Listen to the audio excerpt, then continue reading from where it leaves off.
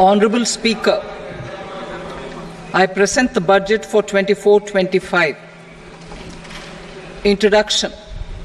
The people of India have reposed their faith in the government led by Honourable Prime Minister Shri Narendra Modi and re-elected it for a historic third term under his leadership.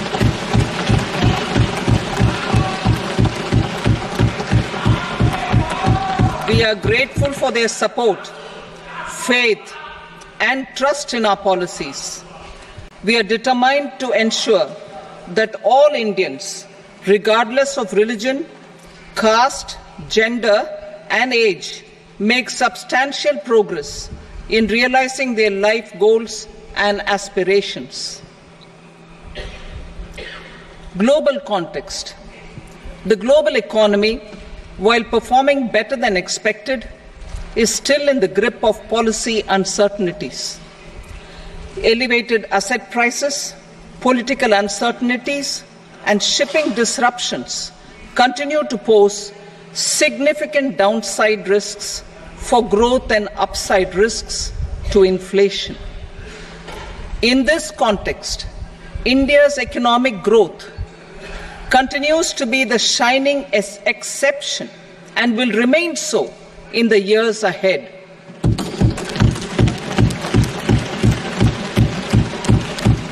India's inflation continues to be low, stable, and moving towards the 4% target. Core inflation, that is non-food and non-fuel, currently is 3.1%. Steps are being taken to ensure supplies of perishable goods reach markets adequately. Interim budget. As mentioned in the interim budget, we need to focus on four major castes, namely the Garib, Mahilaye, Yuva, and Annadata, the poor, women, youth, and the farmer. For Annadata, we announced higher minimum support prices a month ago for all major crops, delivering on the promise of at least a 50% margin over costs. Pradhan Mantri Garib Kalyan Anna Yojana was extended for 5 years, benefiting more than 80 crore people. Administrative actions for approval and implementation of various schemes announced in the interim budget are well underway. The required allocations have been made. Budget theme. Turning attention to the full year and beyond in this budget, we particularly focus on employment, skilling, MSMEs, and the middle class. I am happy to announce the Prime Minister's package of 5 schemes and initiatives to facilitate employment, skilling, and other opportunities for 4.1 crore youth over a 5-year period, with a central outlay of 2 lakh crore rupees. I will speak about them shortly, while more details may be seen in the annexure. This year, I've made a provision of 1.48 lakh rupees, 1.48 lakh crore rupees for education, employment, and skilling. Budget priorities. The people have given a unique opportunity to our government to take the country on the path of strong development and an all-round prosperity. In the interim budget, we promise to present a detailed roadmap for our pursuit of Vikasit Bharat. In line with the strategy set out in the interim budget, this budget envisages sustained efforts on the following 9 priorities for generating ample opportunities for all. Number 1, productivity and resilience in agriculture. Number 2, employment and skilling. Number 3, inclusive human resource development and social justice. 4. Manufacturing and services. 5. Urban development. 6. Energy security. 7. Infrastructure. 8. Innovation, research and development. And 9. Next generation reforms. Subsequent budgets will build on these and add more priorities and actions. A more detailed formulation will be carried out as part of the economic policy framework about which I will speak later in this speech.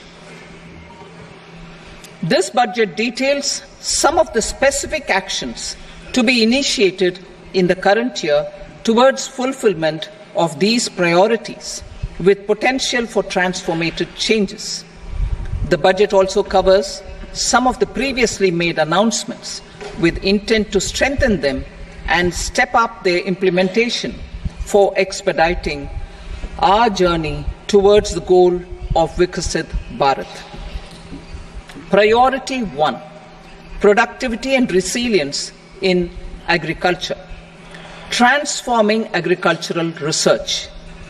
Our government will undertake a comprehensive review of the agricultural research setup to bring the focus on raising productivity and developing climate-resilient varieties.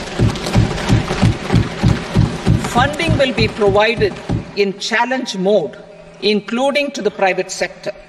Domain experts, both from the government and outside, will oversee the conduct of such research. Release of new varieties. New 109 high-yielding and climate-resilient varieties of 32 field and horticultural crops will be released for cultivation by farmers. Natural farming. In the next 2 years, 1 crore farmers across the country will be initiated into natural farming, supported by certification and branding. Implementation will be through scientific institutions and willing gram panchayats. 10,000 need-based bio-input resource centers will be established. Missions for pulses and oilseeds. For achieving self-sufficiency in pulses and oilseeds, we will strengthen their production, storage and marketing. As announced in the interim budget, a strategy is being put in place to achieve Atmanirbharta for oilseeds such as mustard, groundnut, sesame, soybean and sunflower. Vegetable production and supply chains. Large-scale clusters for vegetable production will be developed closer to major consumption centers. We will promote farmer-producer organizations, cooperatives, and startups for vegetable supply chains, including for collection and storage and marketing. Digital public infrastructure for agriculture. Buoyed by the success of the pilot project, our government, in partnership with the states, will facilitate the implementation of the digital public infrastructure in agriculture for coverage of farmers and their lands in 3 years. During this year, digital crop survey for Kharif using the DPI will be taken up in 400 districts. The details of 6 crore farmers and their lands will be brought into the farmer and land registries. Further, the issuance of Jan Samarth based Kisan credit cards will be enabled in 5 states. Shrimp production and export. Financial support for setting up a network of nucleus breeding centers for shrimp brood stocks will be provided. Financing for shrimp farming, processing and export will be facilitated through NABARD. National cooperation policy. Our government will bring out a national cooperation policy for systematic, orderly, and all-round development of the cooperative sector, fast-tracking growth of rural economy and generation of employment opportunities on a large scale will be the policy goal. This year, I have made a provision of 1.52 lakh crore rupees for agriculture and allied sectors.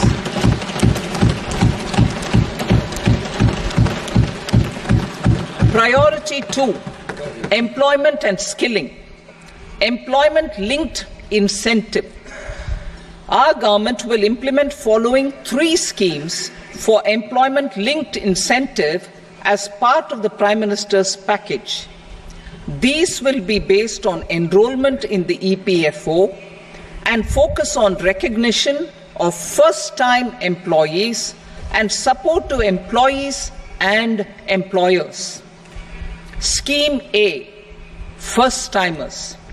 This scheme will provide 1 month wage to all persons newly entering the workforce in all formal sectors.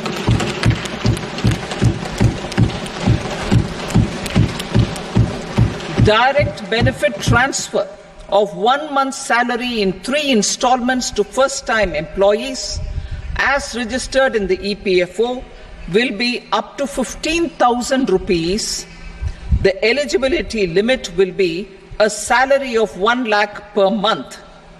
The scheme is expected to benefit 210 lakh youths.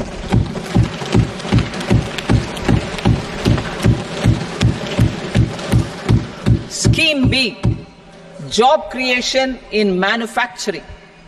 This scheme will incentivize additional employment in the manufacturing sector linked to the employment of first-time employees. An incentive will be provided at specified scale directly both to the employee and the employer with respect to the EPFO contribution in the first 4 years of employment. The scheme is expected to benefit 30 lakh youth entering employment and their employers.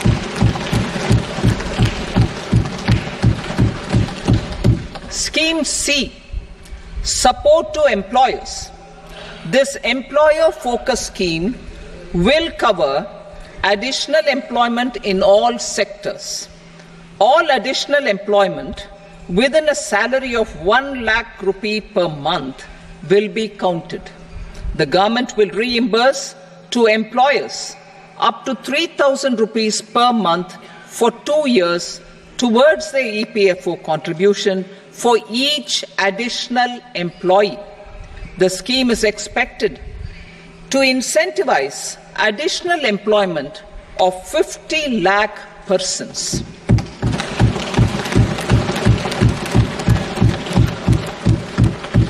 Participation of women in the workforce. We will facilitate higher participation of women in the workforce through setting up of working women hostels in collaboration with industry and establishing creches. In addition, the partnership will seek to organize women-specific skilling programs and promotion of market access for women SHG enterprises. Skilling program. I'm happy to announce a new centrally sponsored scheme as the 4th scheme under the Prime Minister's package for skilling in collaboration with state governments and industry. 20 lakh youth will be skilled over a 5-year period.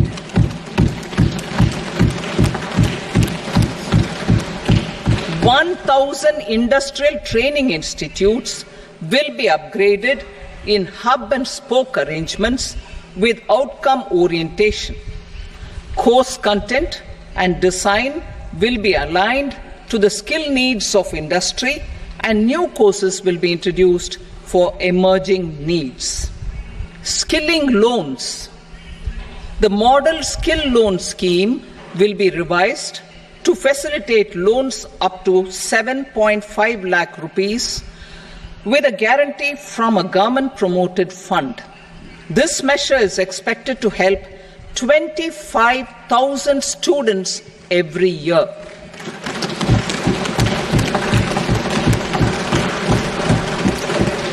Education loans for helping our youth who have not been eligible for any benefit under government schemes and policies. I am happy to announce a financial support for loans up to 10 lakh rupees for higher education in domestic institutions.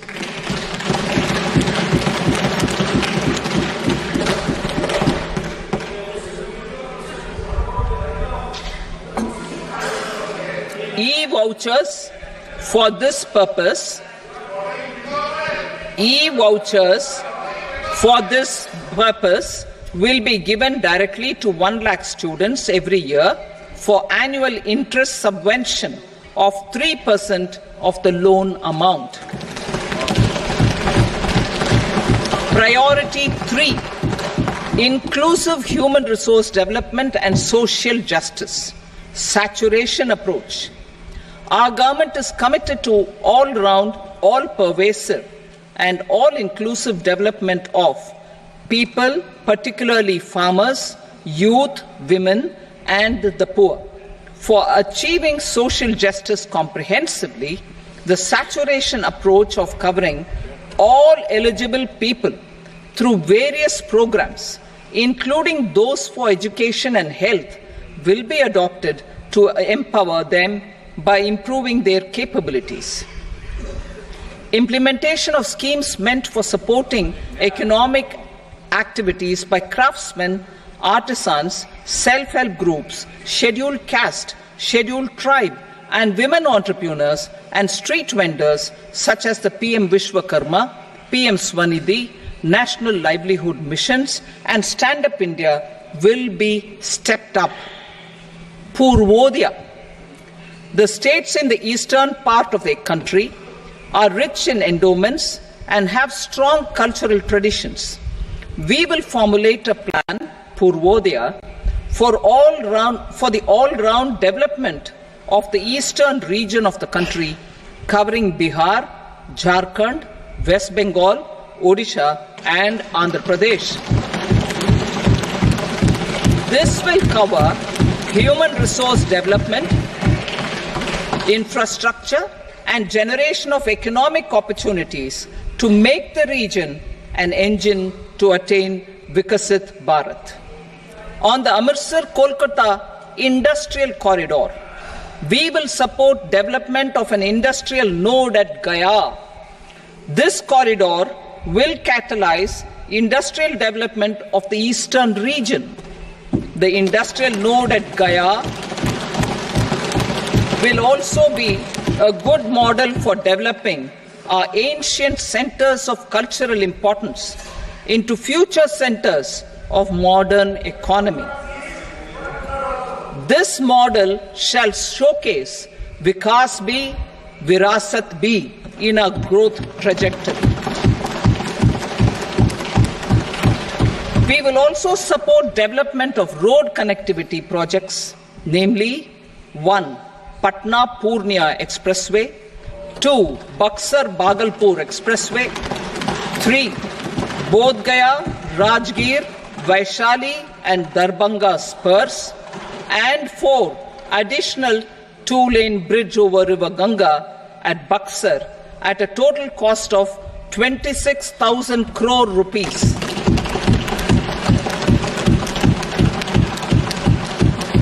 Power projects, including setting up of a new 2,400 megawatt power plant at Pir Painti, will be taken up at a cost of 21,400 crore rupees. New airports, medical colleges, and sports infrastructure in Bihar will be constructed. An additional allocation to support capital investments will be provided. The requests of Bihar government for external assistance from multilateral development banks will be expedited.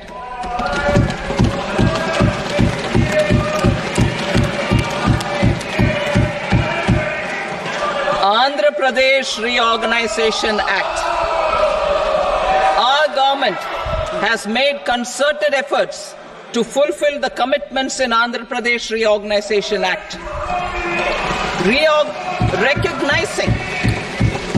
Recognizing the state's need for the capital, recognizing the state's need for a capital, we will facilitate special financial support through multilateral development agencies.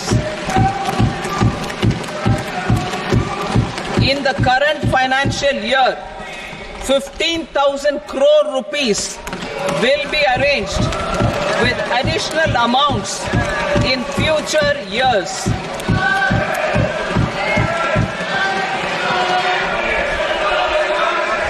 Our government is fully committed to financing and early completion of the Polavaram irrigation project, which is the lifeline for Andhra Pradesh and its farmers. This will facilitate our country's food security as well. Under the Andhra Pradesh Reorganization Act, for promoting industrial development, funds will be provided for essential infrastructure such as water, power, railways and roads. In Kopparthi node on the Visakhapatnam-Chennai Industrial Corridor and Varavakal node on the Hyderabad-Bangalore Industrial Corridor. An additional allocation will be provided this year towards capital investment for economic growth. Grants for backward regions of Rayalaseema, Prakasham, North Coastal Andhra, as stated in the Act, will be provided.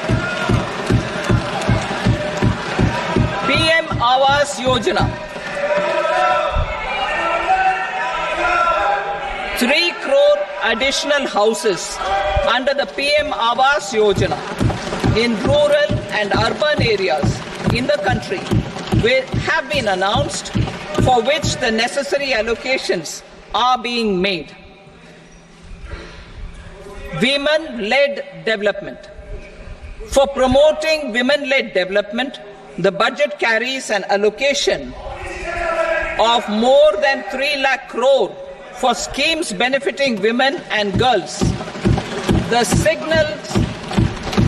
signals our government's commitment for enhancing women's role in economic development. Pradhan Mantri Janjatiya Unnat Gram Abhiyan. For improving the socio-economic condition of tribal communities, we will launch the Pradhan Mantri Janjatiya Unnat Gram Abhiyan by adopting saturation coverage for tribal families in tribal majority villages and aspirational districts.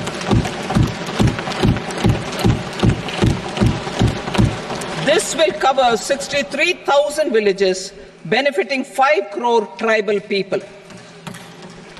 Bank branches in northeastern region. More than 100 branches of India Post Payment Bank will be set up in the northeast region to expand the banking services.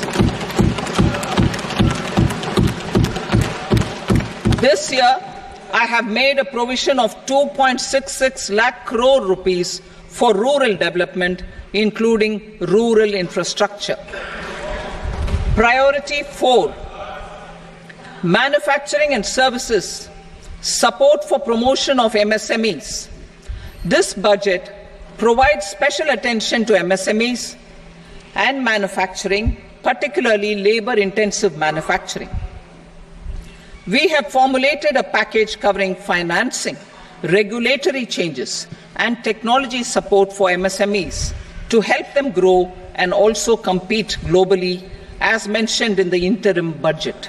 I am happy to announce the following specific measures. Credit guarantee scheme for MSMEs in the manufacturing sector. For facilitating term loans to MSMEs for purchase of machinery and equipment without collateral or third-party guarantee, a credit guarantee scheme will be introduced. The scheme will operate on pooling of credit risks of such MSMEs. A separately constituted self-financing guarantee fund will provide to each applicant guarantee cover up to 100 crore rupees, while the loan amount may be larger. The borrower will have to provide an upfront guarantee fee and an annual guarantee fee on the reducing loan balance. New assessment model for MSME credit. Public sector banks will build their own in-house capability to assess MSMEs for credit instead of relying on external assessment. They will also take a lead in developing or getting developed a new credit assessment model based on the scoring of digital footprints of the MSMEs in the economy. This is expected to be a significant improvement over the traditional assessment of credit eligibility based only on asset or turnover criteria. That will also cover MSMEs without a formal accounting system. Credit support to MSMEs during stress period. I'm happy to announce a new mechanism for facilitating continuation of bank credit to MSMEs during their stress period while being in special mention account, SMA stage, for reasons beyond their control. MSMEs need credit to continue their business and to avoid getting into the NPA stage. Credit availability will be supported through a guarantee from a government-promoted fund. Mudra loans. The limit of Mudra loans will be enhanced to 20 lakh from the current 10 lakh for those entrepreneurs who have availed and successfully repaid previous loans under the Tarun category. Enhanced scope for mandatory onboarding in trades. For facilitating MSMEs to unlock their working capital by converting their trade receivables into cash, I propose to reduce the turnover threshold of buyers for mandatory onboarding on the Trades platform from rupees 500 crore to 250 crore rupees. This measure will bring 22 more CPSCs and 7,000 more companies onto the platform. Medium enterprises will also be included in the scope of the suppliers. SIDBI branches in MSME clusters. SIDBI will open new branches to expand its reach to serve all major MSME clusters within 3 years and provide direct credit to them. With the opening of 24 such branches this year, the service coverage will expand to 168 out of 242 major clusters. MSME units for food irradiation, quality and safety testing. Financial support for setting up of 50 multi-product food irradiation units in the MSME sector will be provided. Setting up of 100 food quality and safety testing labs with NABL accreditation will be facilitated. E-commerce export hubs. To enable MSMEs and traditional artisans to sell their products in international markets, e-commerce export hubs will be set up in public-private partnership mode. These hubs, under a seamless regulatory and logistic framework, will facilitate trade and export-related services under one roof. Measures for promotion of manufacturing and services. Internship in top companies. As the fifth scheme under Prime Minister's package, our government will launch a comprehensive scheme for providing internship opportunities in 500 top companies to 1 crore youth in 5 years.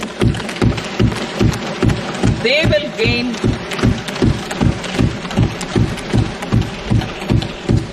will gain exposure for 12 months to real-life business environment, varied professions, and employment opportunities. An internship allowance of 5,000 per month, 5,000 rupees per month, along with a one-time assistance of 6,000 rupees will be provided. Companies will be expected to bear the training cost and 10% of their internship cost from their CSR funds. Industrial parks. Our government will facilitate development of investment-ready, plug-and-play industrial parks with complete infrastructure in or near 100 cities in partnership with the states and private sector by better using town planning schemes. 12 industrial parks under the National Industrial Corridor Development Program also will be sanctioned.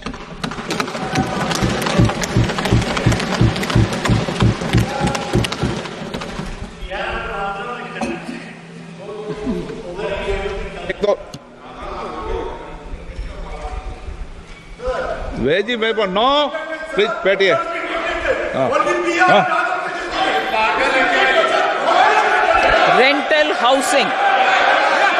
Rental housing with dormitory type accommodation for industrial workers will be, just 1 minute. Rental housing, I repeat, rental housing with dormitory type accommodation for industrial workers will be facilitated in PPP mode with VGF support and commitment from anchor industries. Shipping industry, ownership, leasing and flagging reforms will be implemented to improve the share of Indian shipping industry and generate more employment. Critical mineral mission.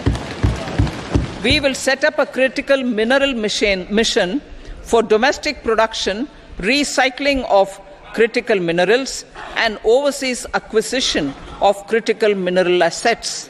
Its mandate will include technology development, skilled workforce, extended producer responsibility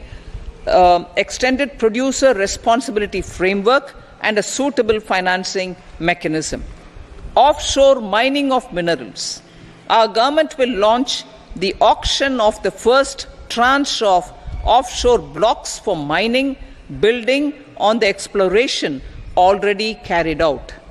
Digital public infrastructure applications. Turning to the services sector, I propose development of DPI applications at population scale for productivity gains, business opportunities, and innovation by the private sector. These are planned in the areas of credit, e-commerce, education, health, law and justice, logistics, MSME service delivery, and urban governance. Integrated technology platform for IBC ecosystem. An integrated technology platform will be set up for improving the outcomes under the Insolvency Bankruptcy Code for achieving consistency, transparency, timely processing, and better oversight for all stakeholders. Voluntary closure of LLPs. The services of the Center for Processing Accelerated Corporate Exit, CPACE, will be extended for voluntary closure of LLPs to reduce the closure times. National Company Law Tribunals. The IBC has resolved more than 1,000 companies, resulting in direct recovery of 3.3 lakh crore to creditors. 3.3 lakh crore rupees to creditors. In addition, 28,000 cases involving over 10 lakh crore rupees have been disposed of even prior to admission. Appropriate changes to the IBC, reforms and strengthening of the tribunal and appellate tribunals will be initiated to speed up insolvency resolution. Additional tribunals will be established. Out of those, some will be notified to decide cases exclusively under the Companies Act. Debt recovery. Steps for reforming and strengthening debt recovery tribunals will be taken. Additional tribunals will be established to speed up recovery. Priority 5, urban development. Cities as growth hubs. Working with states, our government will facilitate development of cities as growth hubs. This will be achieved through economic and transit planning and orderly development of peri-urban areas utilizing town planning schemes. Creative redevelopment of cities.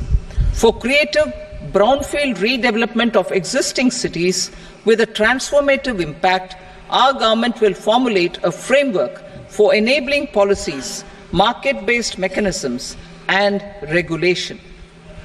Transit-oriented development. Transit-oriented development plans for 14 large cities with a population above 30 lakh will be formulated, along with an implementation and financing strategy. Urban housing.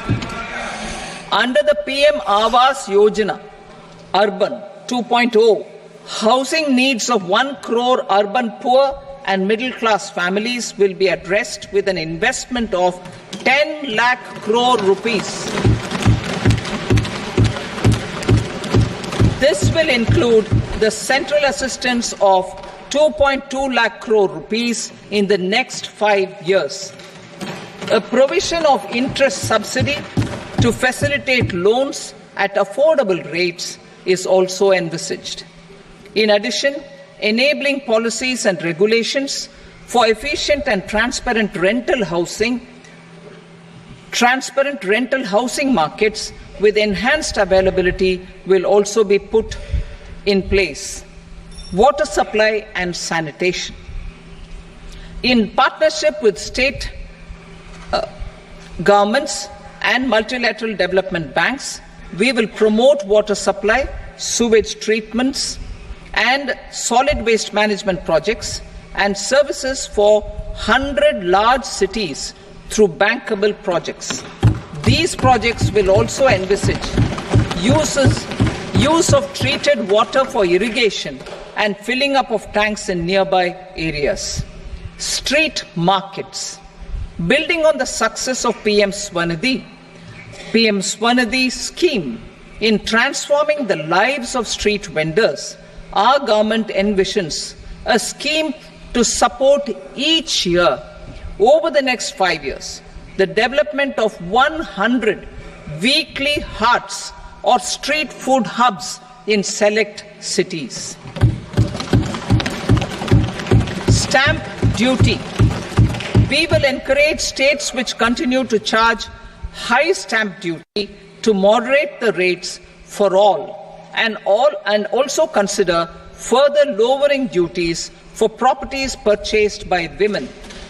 This reform will be made an essential component of urban development schemes. Priority 6, energy security.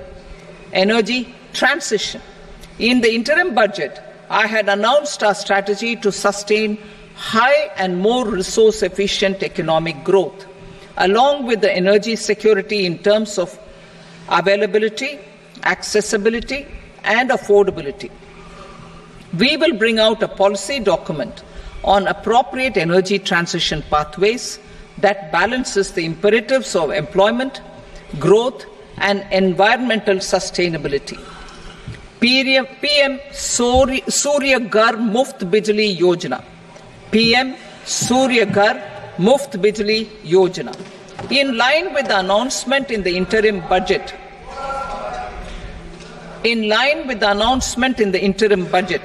PM Surya Ghar Muft Bijli Yojana has been launched to install rooftop solar plants to enable 1 crore households obtain free electricity up to 300 units every month. The scheme has generated remarkable response with more than 1.28 crore registrations and 14 lakh applications, and we will further encourage it. Pumped storage policy. A policy for promoting pumped storage projects will be brought out for electricity storage and facilitating smooth integration of the growing share of renewable energy with its variable and intermittent nature in the overall energy mix. Research and development of small and modular nuclear reactors. Nuclear energy is expected to form a very significant part of the energy mix for Vikasit Bharat. Towards that pursuit, our government will partner with the private sector for 1. Setting up Bharat Small Reactors, 2. Research and development of Bharat Small Modular Reactor, and 3. Research and development of newer technologies for nuclear energy. The R&D funding announced in the interim budget will be made available for this sector also. Advanced ultra supercritical thermal power plants. The development of indigenous technology for advanced ultra supercritical thermal power plants with much higher efficiency has been completed. A joint venture between NTPC and BHEL will set up a full-scale 800 megawatt commercial plant using AUSC technology. The government will provide the required fiscal support. Moving forward, development of indigenous capacity for the production of high-grade steel and other advanced metallurgy materials for these plants will result in strong spin-off benefits for the economy. Roadmap for hard-to-abate industries. A roadmap for moving the hard-to-abate industries from energy efficiency targets to emission targets will be formulated. Appropriate regulations for transition of these industries from the current perform, achieve and trade mode to Indian carbon market mode will be put in place. Support to traditional micro and small industries. An investment-grade energy audit of traditional micro and small industries in 60 clusters, including brass and ceramic, will be facilitated. Financial support will be provided for shifting them to cleaner forms of energy and implementation of energy efficiency measures. The scheme will be replicated in another 100 clusters in the next phase. Priority 7, infrastructure investment by central government. Significant investment the central government has made over the years in building and improving infrastructure has had a strong multiplier effect on the economy. We will endeavour to maintain strong fiscal support for infrastructure over the next 5 years in conjunction with imperatives of other priorities and fiscal consolidation. This year, I have provided 11,11,111 crore rupees for capital expenditure.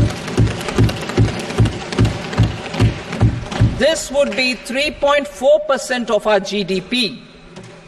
Infrastructure investment by state governments.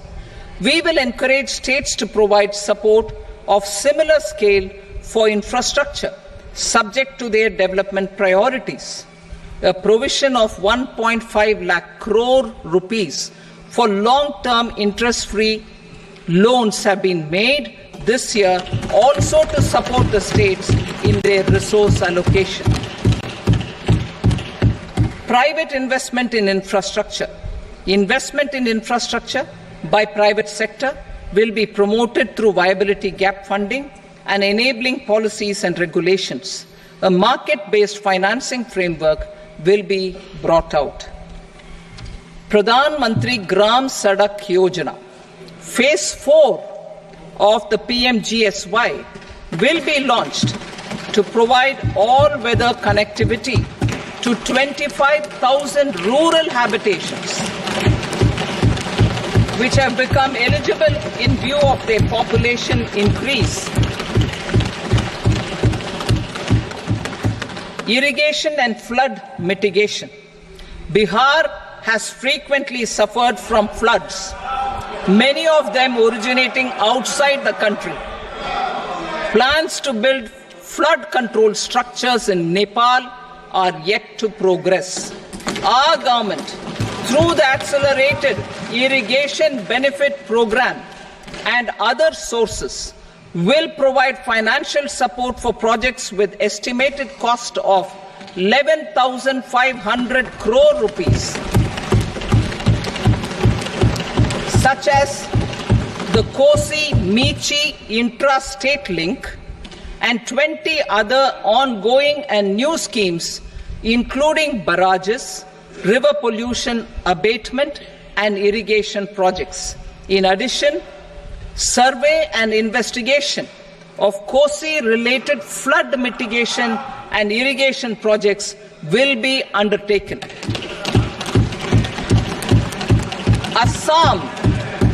Assam grapples with floods every year by the Brahmaputra River and its tributaries originating outside India. We will provide assistance to Assam for flood management and related projects.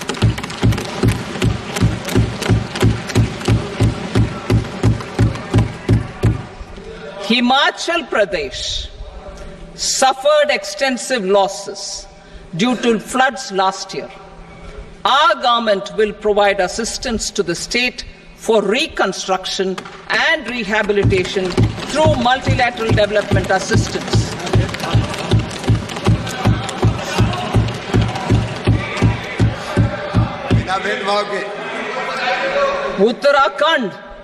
Uttarakhand too suffered losses due to cloudbursts and massive landslides.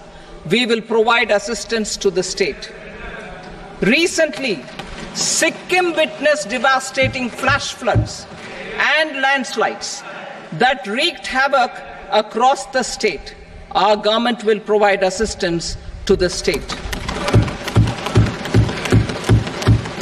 Tourism. Tourism has always been a part of our civilization. Our efforts in positioning India as a global tourist destination will also create jobs, stimulate investments, and unlock economic opportunities for other sectors.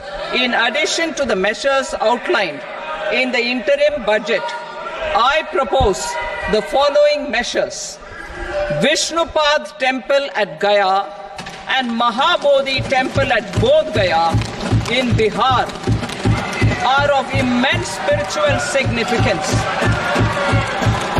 Comprehensive development of Vishnupad Temple Corridor and Mahabodhi Temple Corridor will be supported, modeled on the successful Kashi Vishwanath Temple Corridor to transform them into world-class pilgrim and tourist destinations.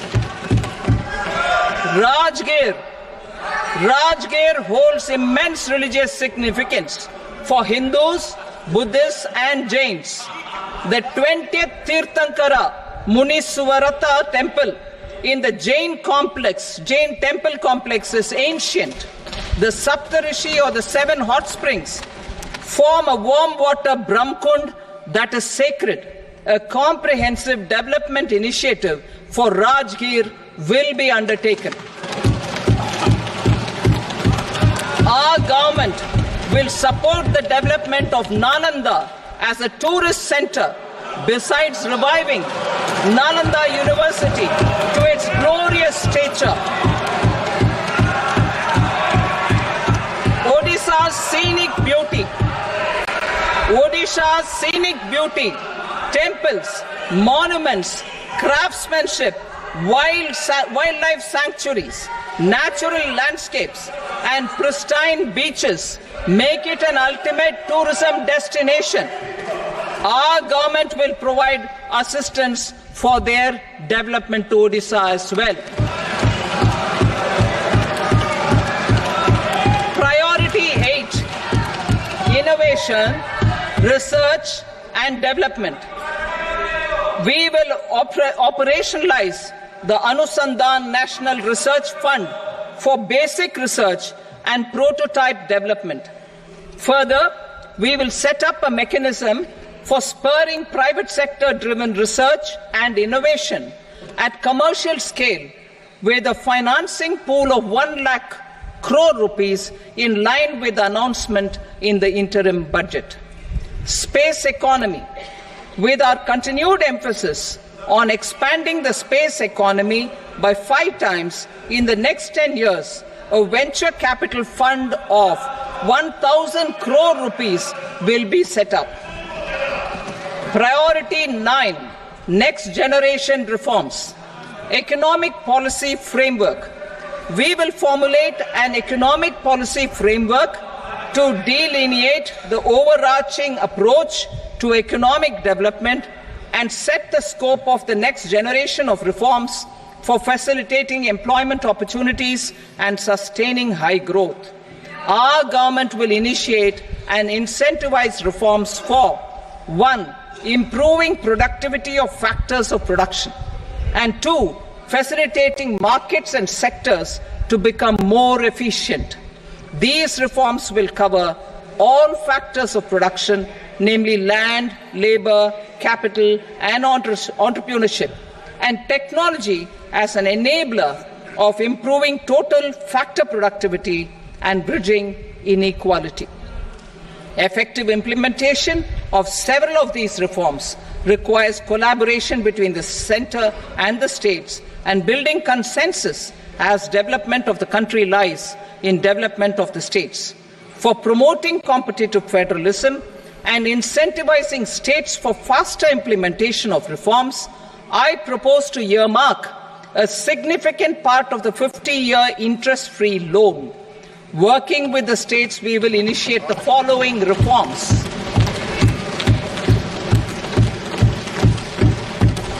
Land-related reforms and actions, both in the rural and urban areas, will cover land administration, will cover 1. Land administration, planning and management, and 2. Urban planning usage and building bylaws. These will be incentivized for completion within the next 3 years through appropriate fiscal support. Rural land-related actions. Rural land-related actions will include 1. Assignment of unique land parcel identification number, UL PIN, or Bhu Aadhaar for all lands. 2. Digitization of cadastral maps. 3. Survey of subdivisions, survey of map subdivisions as per current ownership. 4. Establishment of land registry. And 5. Linking to the farmers registry. These actions will also facilitate credit flow and other agricultural services. Urban land related actions. Land records in urban areas will be digitized with GIS mapping. An IT-based system for property record administration, updating, and tax administration will be established. These will also facilitate improving the financial position of urban local bodies. Labor-related reforms. Services to labor. Our government will facilitate the provision of a wide array of services to labor, including those for employment and skilling. A comprehensive integration of e-Shram portal with other portals will facilitate such one-stop solution, open architecture databases for the rapidly changing labor market, skill requirements and available job roles, and a mechanism to connect job aspirants with potential employers and skill providers will be covered in these services. Shram Suvidha and Samadhan portal. Shram Suvidha and Samadhan portal will be revamped to enhance ease of compliance for industry and trade. Capital and entrepreneurship related reforms, financial sector vision and strategy. For meeting financing needs of the economy, our government will bring out a financial sector vision and strategy document to prepare the sector in terms of size, capacity and skills. This will set the agenda for the next 5 years and guide the work of the government, regulators, financial institutions and market participants. Taxonomy for climate finance. We will develop taxonomy for climate finance for enhancing the availability of capital for climate adaptation and mitigation. This will support achievement of the country's climate commitments and green transition. Variable capital company structure. We will seek the required legislative approval for providing an efficient and flexible mode for financing leasing of aircrafts and ships and pooled funds of private equity through a variable company structure. Foreign direct investments and overseas investment. The rules and regulations for foreign direct investment and overseas investments will be simplified to 1. Facilitate foreign direct investments, 2. Nudge prioritization, and 3. Promote opportunities for using Indian rupee as a currency for overseas investment. NPS Vatsalya. NPS Vatsalya, a plan for contribution by parents and guardians for minors, will be started. On attaining the age of majority, the plan can be converted seamlessly into a normal NPS account. Use of technology. We have successfully used technology for improving productivity and bridging inequality in our economy during the past 10 years. Public investment in digital infrastructure and innovations by the private sector have helped in improving access of all citizens, particularly the common people, to market resources, education, health and services. We will step up adoption of technology towards digitalization of the economy. Ease of doing business. For enhancing ease of doing business, we are already working on the Jan Vishwas Bill 2.0. Further, states will be incentivized for implementation of the business reforms, action plans and digitalization. Data and statistics. For improving data governance, collection, processing and management of data and statistics, different sectoral databases, including those established under the Digital India Mission, will be utilized with active use of technology tools. New pension scheme. The committee to review the NPS has made considerable progress in its work. I am happy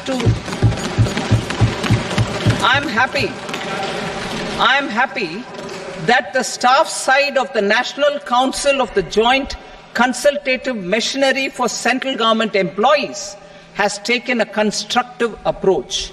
A solution will be evolved which addresses the relevant issues while maintaining fiscal prudence to protect the common citizens. Budget estimates for 24-25. For the year 24-25, total receipts other than borrowings and the total expenditure are estimated at 32.07 lakh crore rupees and 48.21 lakh crore rupees respectively. The net tax receipts are estimated at 25.83 lakh crore rupees. The fiscal deficit is estimated at 4.9% of the GDP. The gross and the net market borrowings through dated securities during 24-25 are estimated at 14.01 lakh crore rupees and 11.63 lakh crore rupees respectively. Both will be less than that in 23-24. The fiscal consolidation path announced by me in 2021 has served our economy very well, and we aim to reach the deficit below 4.5% next year. The government is committed to staying the course. From 2026-27 onwards, our endeavour will be to keep the fiscal deficit each year such that the central government's debt will be on a declining path as percentage of GDP. I will now move to Part B.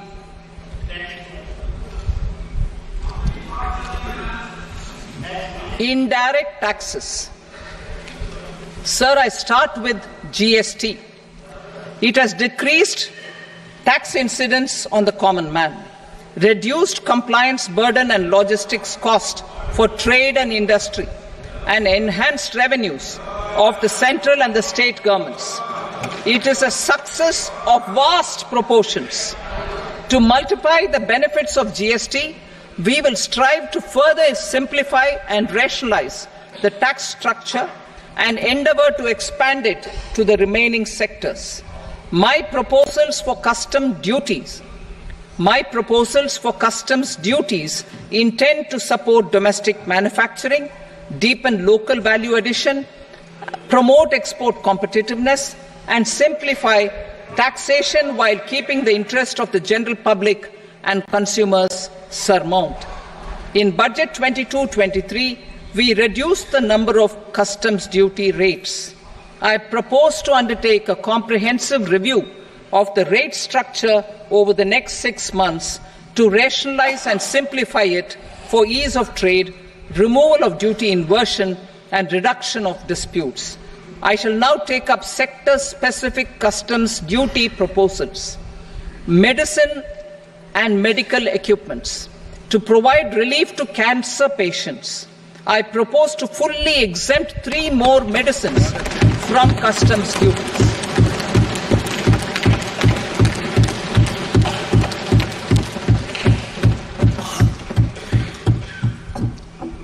I also propose changes in the BCD on X-ray tubes and flat panel detectors for use in medical X-ray machines under the phased manufacturing program so as to synchronize them with the domestic capacity addition.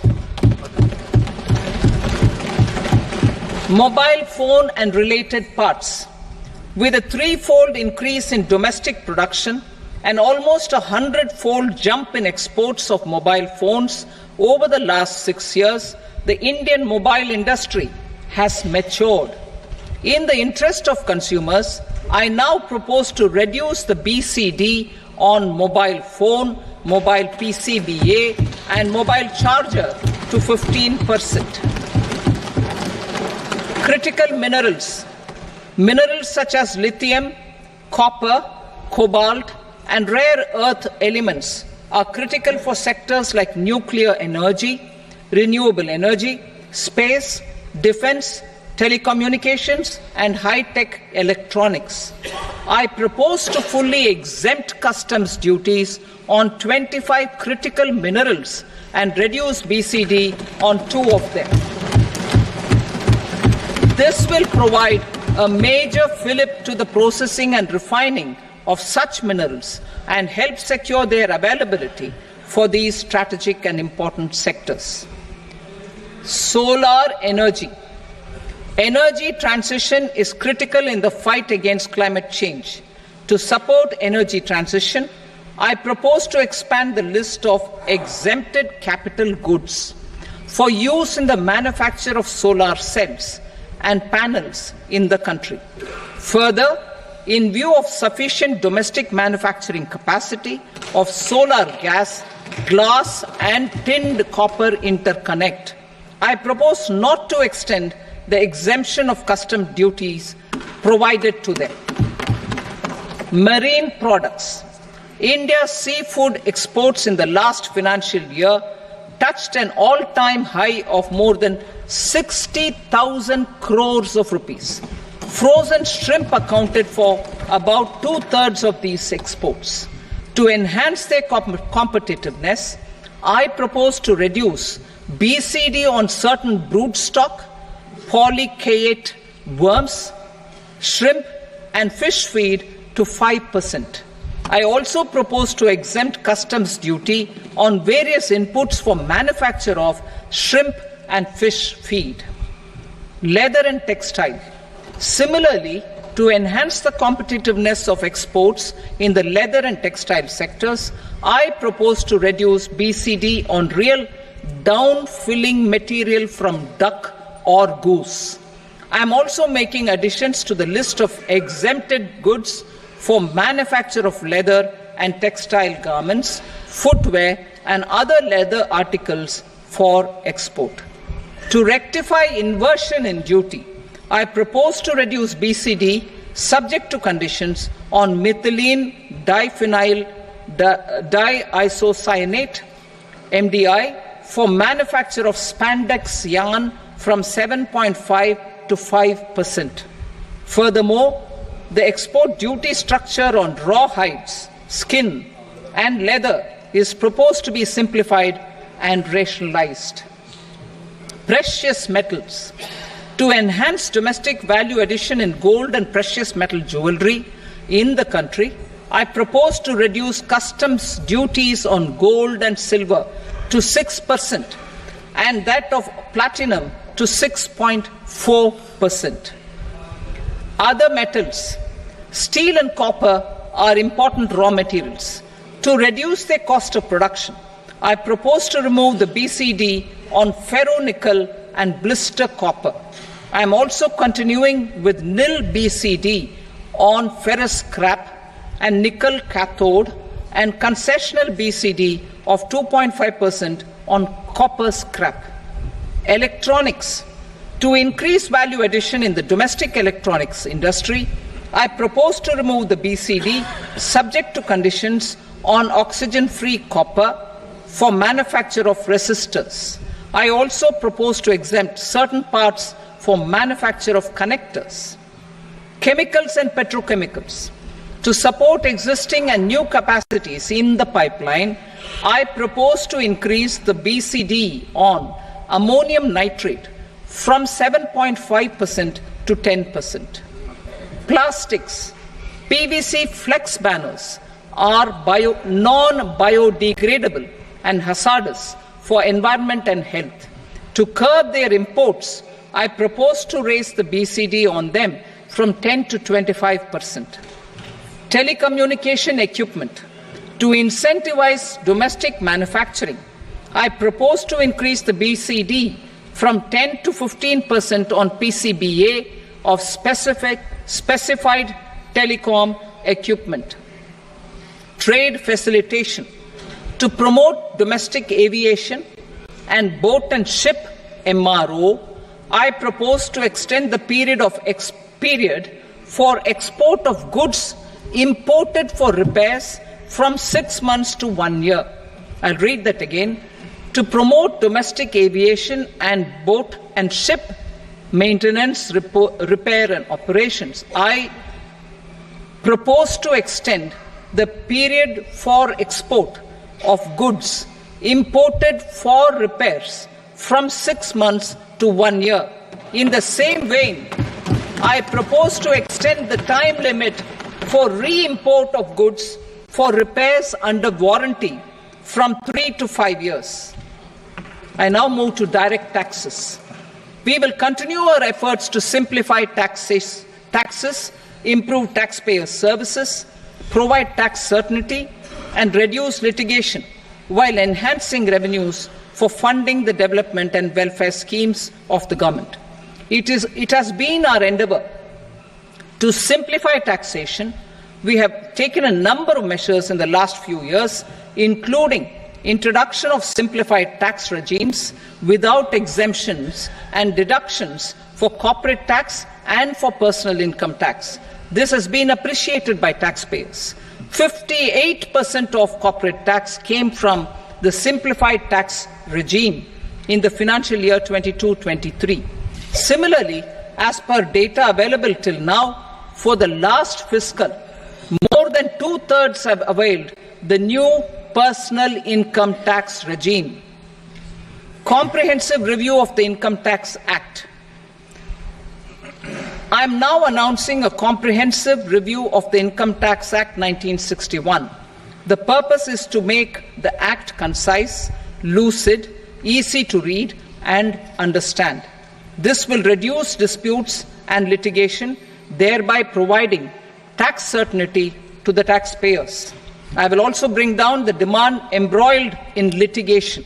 It is proposed to be completed in 6 months. A beginning is being made in the Finance Bill by simplifying the tax regime for charities, tedious rate structures, provisions of reassessment and such provisions, and capital gains taxation. Simplification for charities and tedious. The two tax exemption regimes for charities are proposed to be merged into one. The 5% tedious rate on many payments is being merged into the 2% tedious rate, and the 20% tedious rate on repurchase of units by mutual funds or UTI is being withdrawn. Tedious rate on e-commerce operators is proposed to be reduced from 1 to 0.1%. Moreover, credit of TCS is proposed to be given in the TDS to be deducted on salary. Further, I propose to decriminalize delay for payment of TDS up to the due date of filing statement for the same. I also plan to provide a standard operating procedure for tedious defaults and simplify and rationalize the compounding guidelines for such defaults. Simplification of reassessment. I propose to thoroughly simplify the provisions for reopening and reassessment. An assessment hereinafter can be reopened beyond 3 years from the end of the assessment year only if the escaped income is 50 lakh rupees or more, up to a maximum period of 5 years from the end of the assessment year. Even in such cases, a time limit of 6 years before the year of the search, as against the existing time limit of 10 years, is being proposed. This will reduce tax uncertainty and disputes. Simplification and rationalization of capital gains. Capital gains taxation is also proposed to be hugely simplified.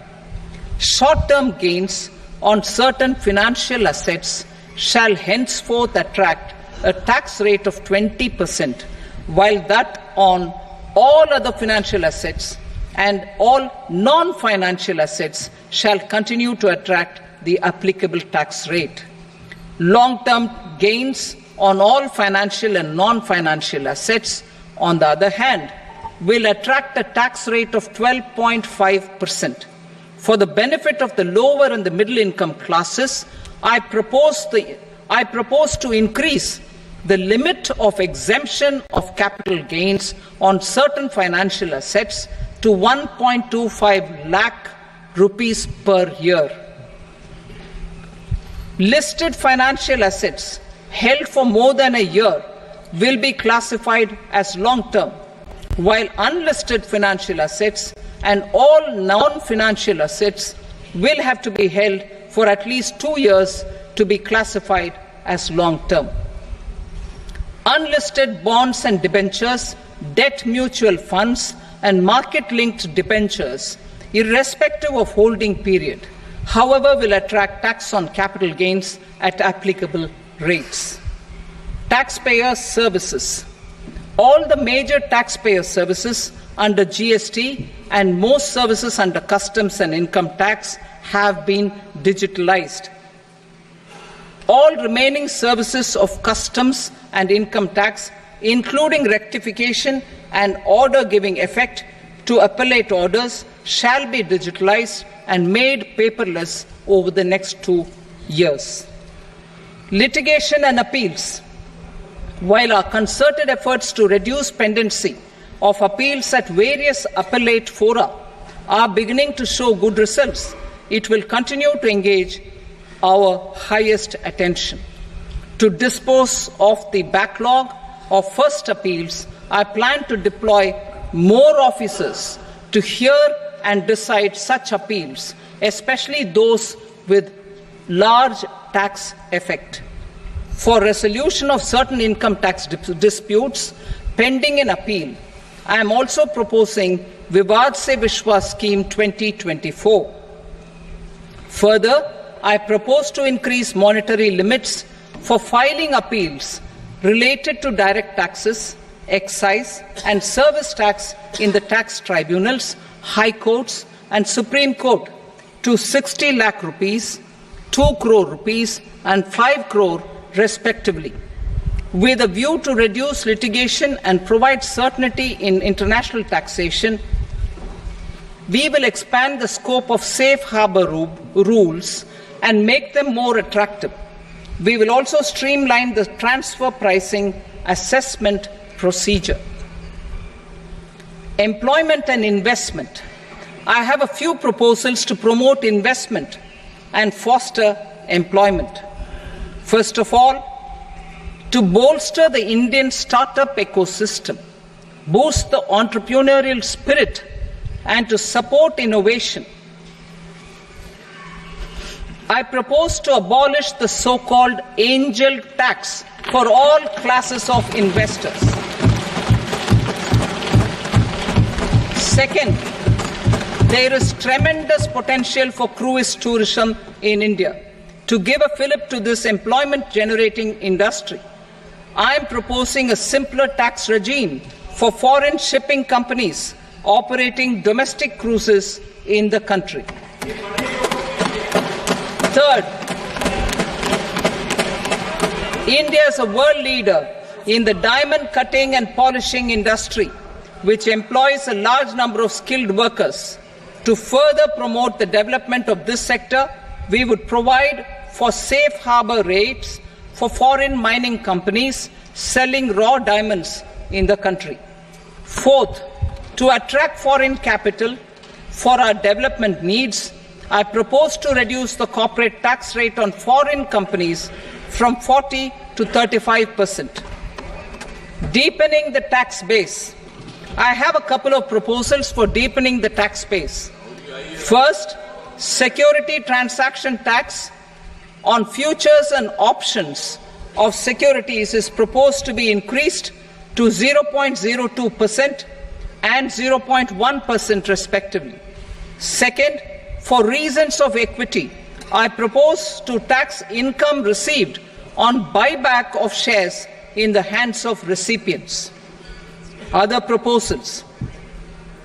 To improve social security benefits, deduction of expenditure by employers towards NPS is proposed to be increased from 10 to 14% of the employee's salary.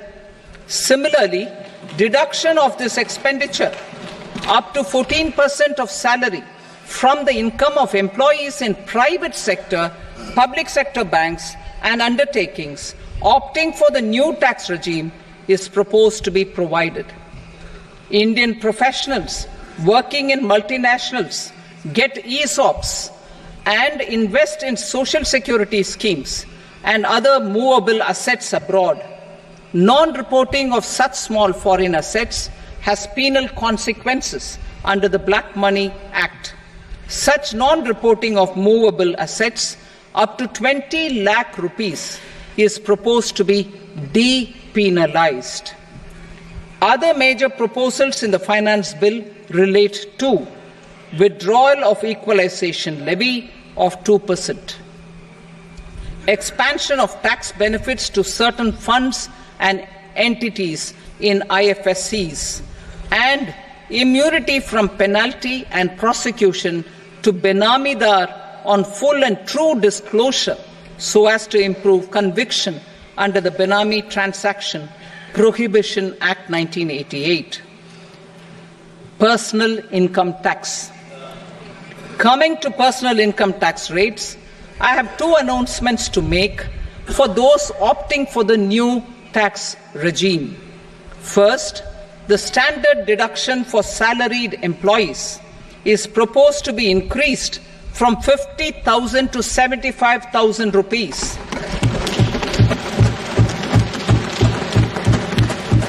Similarly, deduction on family pension for pensioners is proposed to be enhanced from 15,000 to 25,000 rupees. This will provide relief to about 4 crore salaried individuals and pensioners.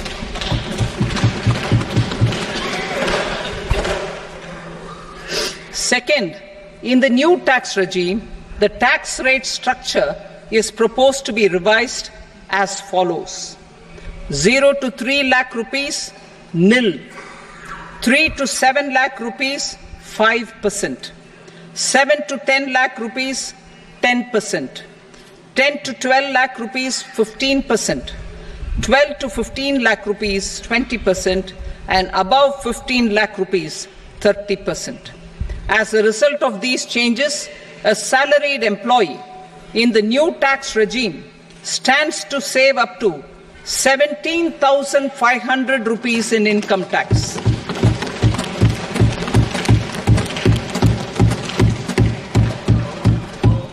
Apart from these, I am also making some other changes as given in the annexure. As a result of these proposals, revenue of about 37,000 crore, that is 29,000 crore in direct taxes and 8,000 crore in indirect taxes, will be foregone, while revenue of about 30,000 crore rupees will be additionally mobilized. Thus, the total revenue foregone is about 7,000 crores annually. Mr. Speaker, sir, with this, I commend the budget to this august House. Jai Hind.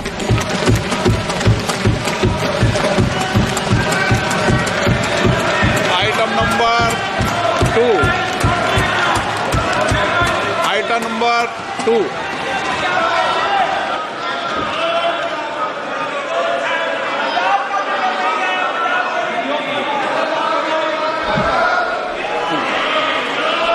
Sir, with your permission, I rise to lay on the table the following statements under Section 3 of the Fiscal Responsibility and Budget Management, FRBM Act 2003, Medium-Term Fiscal Policy cum Fiscal Policy Strategy Statement and Macroeconomic Framework Statement. Item number 3.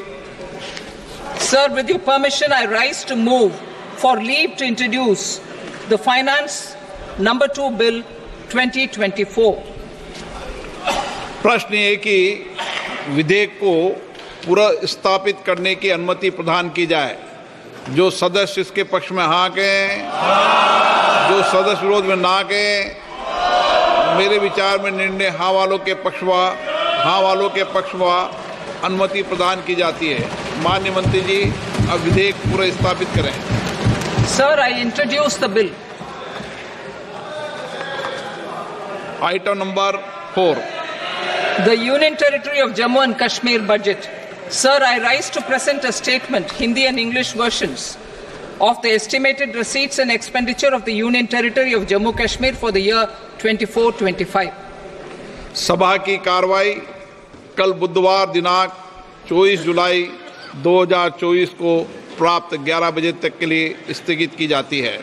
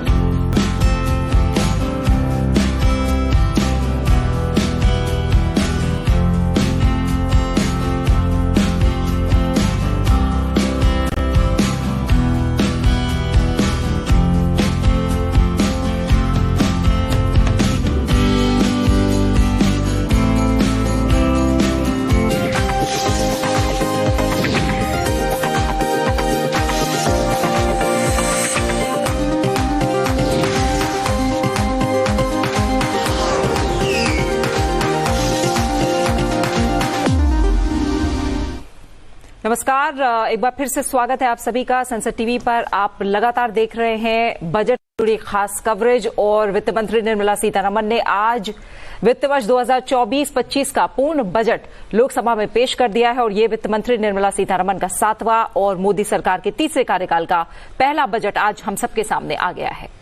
जी हाँ, जैसा कि हम कह रहे थे कि ये budget विकसित भारत का बजट होगा। मोदी सरकार के इस बजट में वित्त मंत्री निर्मला सीतारमण ने कई बड़े ऐलान किए हैं। उन्होंने बजट में युवाओं के कौशल विकास, शिक्षा, कृषि और रोजगार सृजन जैसे क्षेत्रों पर विशेष ध्यान दिया है। वित्त मंत्री ने देश के पूर्वी राज्यों को देश की आर्थिक वृद्धि का इंजन बनाने के लिए विशेष योजनाओं का भी ऐलान किया और लोकसभा पहुंची वित्त मंत्री ने 11 बजे अपने बजट भाषण की शुरुआत की। क्या बड़ी बातें रही हैं, लगातार हम इसका विश्लेषण करेंगे और जो मुख्य बातें हैं उसमें 2 लाख करोड़ रुपए के प्रावधान के साथ युवाओं पर अच्छा खासा फोकस है। उनके लिए 5 स्कीम है जिनका जिक्र किया गया है और इससे 5 करोड़ से ज्यादा युवाओं को सीधा फायदा होगा और जो रोजगार सृजन है उसको प्रोत्साहन देने के लिए भी 3 स्कीम की घोषणा की गई है। जी हाँ, और कृषि से जुड़ी हुई भी बड़ी बातें की गई हैं बजट में। कृषि सेक्टर के लिए 1.52 लाख करोड़ रुपए का प्रावधान रखा गया है। एनर्जी सिक्योरिटी पर सरकार का फोकस रहा है। रोजगार बढ़ाने पर सरकार ने फोकस किया है और रोजगार बढ़ाने के लिए तमाम नई और बड़ी घोषणाएं की गई हैं। तो स्पीच की जो हाइलाइट्स रही हैं वो आप देख पा रहे हैं। 32 फसलों के लिए 109 किस्म लॉन्च की जाएंगी और कृषि सेक्टर का विकास पहली प्राथमिकता है। इस बात पर जोर दिया है वित्त मंत्री निर्मला सीतारमण ने। युवाओं पर फोकस है, 2 लाख करोड़ रुपए का प्रावधान इसके लिए किया गया है। खास तौर से रोजगार और स्किल डेवलपमेंट पर फोकस किया गया है और शुरुआत में ही स्किलिंग को लेकर, रोजगार को लेकर, युवाओं को लेकर बजट भाषण की शुरुआत हुई थी। गरीबों पर इसका फोकस है, ग्रामीण इलाकों पर बजट को फोकस किया गया है और पहली बार जो नौकरी वाले व्यक्ति होंगे, जो युवा होंगे, उन्हें अतिरिक्त पीएफ मिलेगा और 5 साल में 4 करोड़ युवाओं को रोजगार देने का लक्ष्य रखा गया है। शिक्षा की बात करें तो रोजगार और कौशल के लिए 1.48 लाख करोड़ रुपए का प्रावधान रखा गया है। बिहार में 3 एक्सप्रेसवे बनाने के लिए फंड जारी किया जाएगा।